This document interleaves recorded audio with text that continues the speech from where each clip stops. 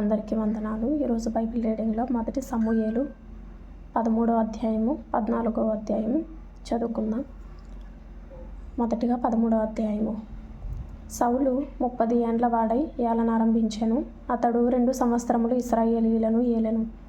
ఇశ్రాయేలీయులలో 3,000 మందిని ఏర్పరచుకొనెను. వీరిలో 2,000 మంది మిక్మషులోను బేతేలు కొండలోను సౌలు నొద్ద నుండిరి. 1000 మంది బెన్యామీనీయుల గిబియాలో యోనాతాను నొద్ద నుండిరి. మిగిలిన వారిని అతడు వారి వారి డేరాలకు పంపివేశను. యోనాతాను గెబాలోనున్న ఫిలిష్తీయుల దండును హతము చేయగా ఆ సంగతి ఫిలిష్తీయులకు వినబడెను. మరియు దేశమంతటా హెబ్రీయులు వినవలెనని సౌలు బాకా ఊదించెను. సౌలు ఫిలిష్తీయుల దండును హతము చేసినందున ఇశ్రాయేలీయులు ఫిలిష్తీయులకు హేయులైరని ఇశ్రాయేలీయులకు వినబడగా జనులు గిల్గాలులో సౌలు నద్దకు కూడి వచ్చిరి. ఫిలిష్తీయులు ఇశ్రాయేలీయులతో యుద్ధము చేయుటకై 30,000 రథములను 6,000 గుర్రపురౌతులను సముద్రపు దరి నుండి ఇసుక రేణువులంత విస్తారమైన జనసమూహమును సమకూర్చుకొని వచ్చిరి. వీరు బయలుదేరి బేతావెను తూర్పు దిక్కున మిక్మషులో దిగిరి.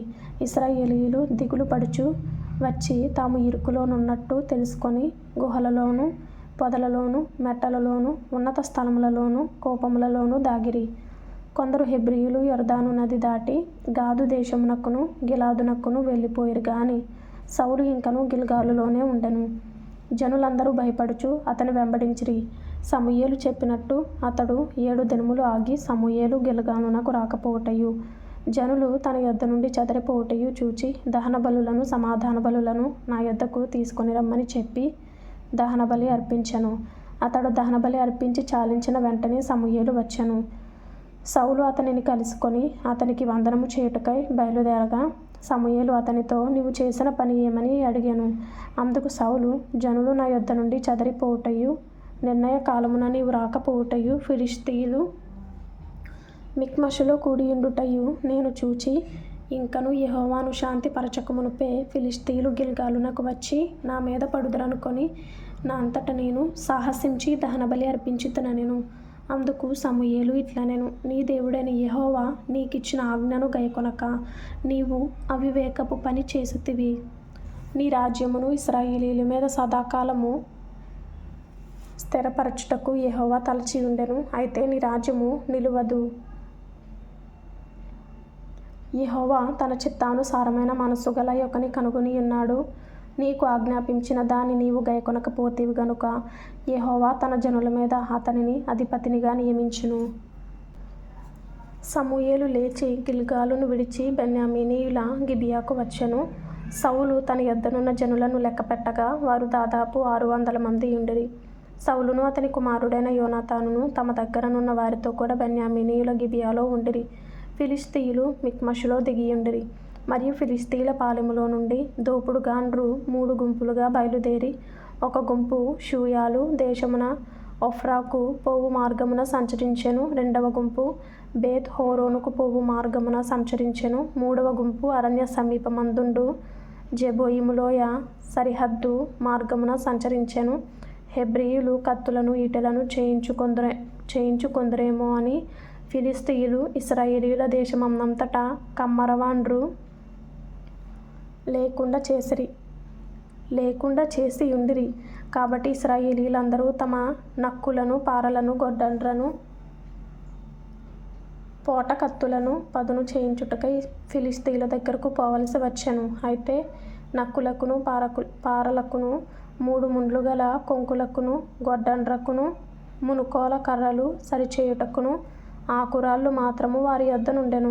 కాబట్టి యుద్ధ దినమందు సౌలు నొద్దను యోనాతాను నొద్దను ఉన్న జనులలో ఒకని చేతిలోనైనను కత్తియే గాని ఈటెయే గాని లేకపోయెను. సౌలునకును అతని కుమారుడైన యోనాతానునకును మాత్రము అవి ఉండెను.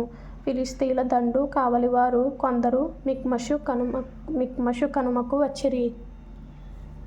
మొదటి సమూయేలు 14వ అధ్యాయం చదువుకుందాం. ఆ దినము సౌలు కుమారుడైన యోనాతాను తన తండ్రితో ఏమీయూ చెప్పక తన ఆయుధములను మోయుపడుచు వానిని పిలిచి అవతలనున్న ఫిలిష్తీయుల దండు కావలి వారిని హతము చేయ పోదము రమ్మనెను. సౌలు గిబియా అవతల మిగ్రోనులో దానిమ్మ చెట్టు క్రింద దిగియుండెను. అతని యొద్దనున్న జనులు దాదాపు 600 మంది. షిలోహులో యెహోవాకు యాజకుడగు ఏలీ యొక్క కుమారుడైన ఫీనెహాసుకు పుట్టిన ఈకాబోదు యొక్క సహోదరుడైన అహీటూబునకు జననమైన అహీయా ఏఫోదు ధరించుకుని అక్కడ ఉండెను. యోనాతాను వెళ్ళిన సంగతి జనులకు తెలియక ఉండెను. యోనాతాను ఫిలిష్తీయుల దండు కావలివారున్న స్థలమునకు పోజూచిన దారియగు కనుమల నడుమ ఇవతల ఒక సూదిగట్టును అవతల ఒక సూదిగట్టును ఉండెను. వాటిలో ఒక దాని పేరు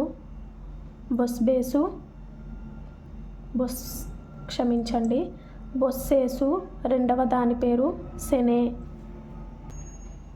ఒకదాని కొమ్ము మిక్మషు ఎదుట ఉత్తరపు వైపునను, రెండవ దాని కొమ్ము గిబియా ఎదుట దక్షిణపు వైపునను ఉండెను. యోనాతాను ఈ సున్నతి లేని వారి దండు కాపురుల మీదికి పోదము రమ్ము, యెహోవా మన కార్యమును సాగించునేమో, అనేకుల చేతనైనను కొద్దిమంది చేతనైనను రక్షించుటకు యెహోవాకు అడ్డమా అని తన ఆయుధములు మోయువానితో చెప్పగా, అతడు నీ మనసులో ఉన్నదంతయు చేయుము, పోదము రమ్ము, నీ ఇష్టానుసారముగా నేను నీకు తోడుగా నున్నానని అతనితో చెప్పెను. అప్పుడు యోనాతాను, మనము వారి దగ్గరకు పోయి మనలను వారికి అగుపరచుకొందము, వారు మనలను చూచి మేము మీ యొద్దకు వచ్చే వరకు అక్కడ నిలువుడని చెప్పిన ఎడల వారి యొద్దకు పోక మనమున్న చోట నిలుచుదము. మా యొద్దకు రండని వారు చెప్పిన ఎడల యెహోవా వారిని మన చేతికి అప్పగించెనని దాని చేత గుర్తించి మనము పోదమని చెప్పగా, వీరిద్దరూ తమను తాము ఫిలిష్తీయుల దండు కాపురులకు అగుపరుచుకొనిరి. అప్పుడే ఫిలిష్తీయులు చూడుడి, తాము దాగియుండిన గుహలలో నుండి హెబ్రీయులు బయలుదేరి వచ్చుచున్నారని చెప్పుకొనుచు యోనాతానును అతని ఆయుధములను మోయువానిని పిలిచి, మేము మీకు ఒకటి చూపింతుము రండని చెప్పినప్పుడు, యోనాతాను నా వెనుక రమ్ము, యెహోవా ఇశ్రాయేలీయుల చేతికి వారిని అప్పగించెనని తన ఆయుధములు మోయువానితో చెప్పి, అతడును అతని వెనుక అతని ఆయుధములు మోయువాడును తమ చేతులతోనూ కాళ్ళతోనూ ప్రాకి ఎక్కిరి. ఫిలిష్తీయులు యోనాతాను దెబ్బకు పడగా అతని వెనుక వచ్చు అతని ఆయుధములు మోయువాడు వారిని చంపెను. యోనాతానును అతని ఆయుధములు మోయువాడును చేసిన మొదటి వధయందు దాదాపుగా 20 మంది పడిరి. ఒక దినమున ఒక కాడి ఎడ్లు దున్ను అర ఎకరము నేల పొడుగున అది జరిగెను. దండులోను పొలములోను జనులందరిలోనూ మహాభయకంపము కలిగెను. దండు కావలి వారును దోపుడుగాండ్రును భీతి నొందిరి. నేల ఎదరెను. వారు ఈ భయము దైవికమని భావించిరి.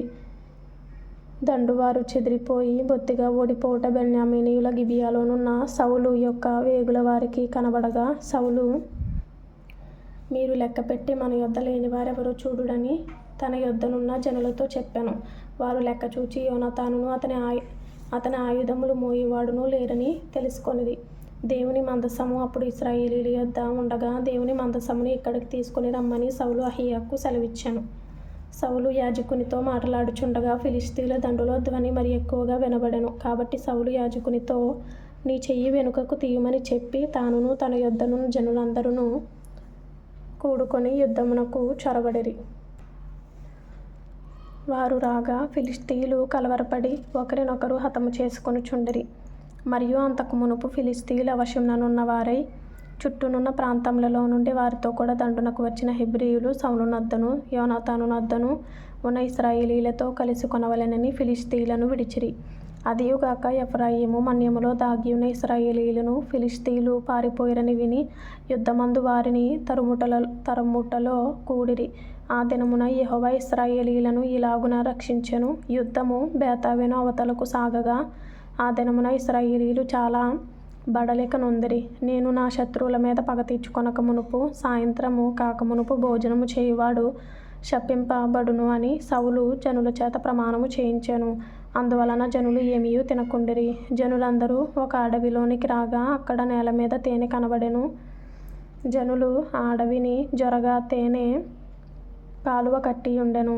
గాని జనులు తాము చేసిన ప్రమాణమునకు భయపడి ఒకడును చెయ్యి నోట పెట్టలేదు. అయితే యోనాతాను తన తండ్రి జనుల చేత చేయించిన ప్రమాణము వినలేదు గనుక తన చేతి కర్ర చాపి దాని కొనను తేనె పట్టులో ముంచి తన చెయ్యి నోటిలో పెట్టుకొనగా అతని కన్నులు ప్రకాశించెను. జనులలో ఒకడు, నీ తండ్రి జనుల చేత ప్రమాణము చేయించి ఈ దినమున ఆహారము పుచ్చుకొనివాడు శపింపబడునని ఖండితముగా ఆజ్ఞాపించియున్నాడు. అందుచేతనే జనులు బహుబడలియున్నారని చెప్పెను. అందుచేత నా తండ్రి జనులను కష్టపెట్టినవాడాయెను. నేను ఈ తేనె కొంచెము పుచ్చుకొన్న మాత్రమున నా కన్నులు ఎంత ప్రకాశించుచున్నవో చూడుడి. జనులు తాము చిక్కించుకొనిన తమ శత్రువుల దోపుళ్ళ వలన బాగుగా భోజనము చేసిన ఎడల వారు ఫిలిష్తీయులను మరి అధికముగా హతము చేసియుందురనెను. ఆ దినమున జనులు ఫిలిష్తీయులను మిక్మషు నుండి అయ్యాలోను వరకు హతము చేయగా జనులు బహుబడలిక నొందిరి.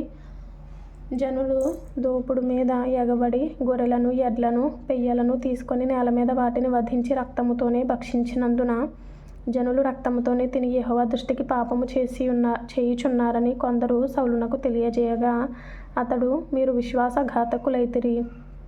పెద్ద రాయి ఒకటి నేడు నా దగ్గరకు దొర్లించి తండని చెప్పి మీరు అక్కడక్కడికి జనుల మధ్యకు పోయి అందరూ తమ ఎద్దులను తమ గొర్రెలను నా యొద్దకు తీసుకొని వచ్చి ఇక్కడ వధించి భక్షింపవలెను. రక్తముతో మాంసము తిని యెహోవా దృష్టికి పాపము చేయకుడని వారితో చెప్పుడని కొందరిని పంపెను. కాబట్టి జనులందరూ ఆ రాత్రి తమ తమ ఎద్దులను తీసుకొని వచ్చి అక్కడ వధించిరి. మరియు సౌలు యెహోవాకు ఒక బలిపీఠమును కట్టించెను. యెహోవాకు అతడు కట్టించిన మొదటి బలిపీఠము అదే. అంతటా మనము రాత్రియందు ఫిలిష్తీయులను తరిమి తెల్లవారు వరకు వారిని కలతపెట్టి శేషించు వాడొకడును లేకుండా చేతము రండి అని సౌలు ఆజ్ఞేయగా జనులు, నీ దృష్టికి ఏది మంచిదో అది చెయ్యమనిరి. అంతట సౌలు, యాజకుడు ఇక్కడనే ఉన్నాడు, దేవుని యొద్ద విచారణ చేయుదుము రండని చెప్పి సౌలు ఫిలిష్తీయుల వెనుక నేను దిగిపోయిన ఎడల నీవు ఇశ్రాయేలీయుల చేతికి వారిని అప్పగింతువా అని దేవుని యొద్ద విచారణ చేయగా ఆ దినమున ఆయన అతనికి ప్రత్యుత్తరం ఇయ్యకయుండెను. అందువలన సౌలు, జనులలో పెద్దలు నా యొద్దకు వచ్చి నేడు ఎవరి వలన ఈ పాపము కలిగినో అది విచారింపవలెను. నా కుమారుడైన యోనాతాను వలన కలిగినను వాడు తప్పక మరణమౌనని ఇశ్రాయేలీయులను రక్షించు యెహోవా జీవము తోడని నేను ప్రమాణము చేయుచున్నానెను. అయితే జనులందరిలో అతనికి ప్రత్యుత్తరం ఇచ్చిన వాడు ఒకడును లేకపోయెను. మీరు ఒక తట్టునను నేనును నా కుమారుడగు యోనాతానును ఒక తట్టునను ఉండవలెనని అతడు జనులందరితో చెప్పగా జనులు, నీ దృష్టికి ఏది మంచిదో అది చేయుమని సౌలుతో చెప్పిరి. అప్పుడు సౌలు ఇశ్రాయేలీయులకు దేవుడవైన యెహోవా దోషిని కనుపరచుమని ప్రార్థింపగా సౌలు పేరటను యోనాతాను పేరటను చీటి పడెను. గాని జనులు తప్పించుకొనిరి. నాకును నా కుమారుడైన యోనాతానునకును చీట్లు వేయుడని సౌలు ఆజ్ఞ యోనాతాను పేరట చీటి పడెను. నీవు చేసినదేదో నాతో చెప్పుమని యోనాతానుతో అనగా యోనాతాను,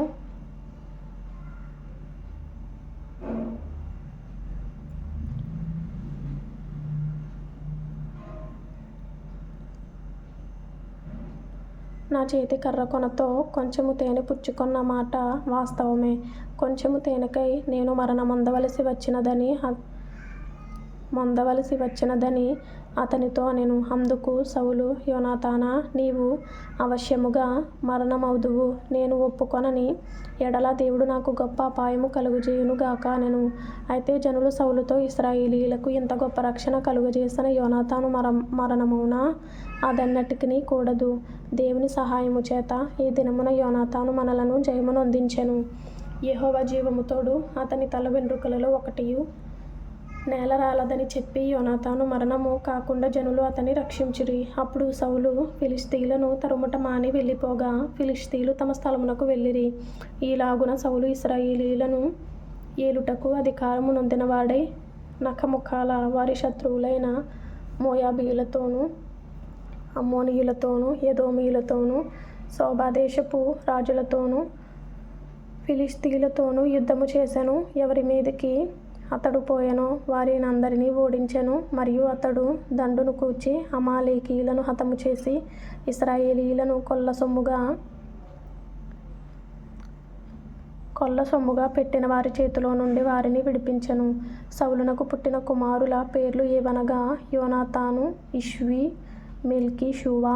అతని ఇద్దరు కుమార్తెల పేర్లు ఏవనగా పెద్దదాని పేరు మేరబు, చిన్నదాని పేరు మీకాలు. సౌలు యొక్క భార్యకు అహీనోయమని పేరు. ఈమె అహిమయస్సు కుమార్తె. అతని సైన్యాధిపతి పేరు అబ్నేరు. ఇతడు సౌలునకు పెనతండ్రి అయిన నేరు కుమారుడు. సౌలు తండ్రియగు కీషును, అబ్నేరు తండ్రియగు నేరును అబీయేలు కుమారులు. సౌలు బ్రతికిన దినములన్నీయు ఫిలిష్తీయులతో ఘోర యుద్ధము జరుగగా తాను చూచిన బలాఢ్యులనందరినీ పరాక్రమశాలులనందరినీ తన యొద్దకు చేర్చుకొనెను. ఆమేన్.